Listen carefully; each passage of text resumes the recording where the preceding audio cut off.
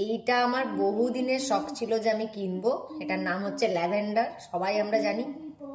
খুব ভালো লাগতো আমার এটা, কিন্তু ইন্ডিয়াতে এটা কেনা পসিবল না, পাওয়াই যায় না, আমি তো কোথাও পাইনি।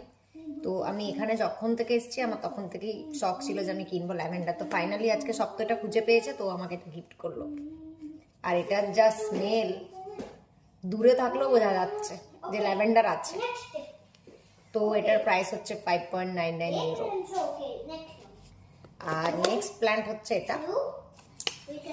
এটাও আমার খুব কিউট লেগেছে, কি কিউট দেখতে, দেখো ফুলগুলো ভীষণ কিউট আর ছোট্ট ছোট্ট।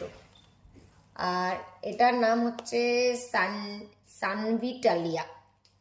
আমাদের এটা হয় না ইন্ডিয়াতে এটা।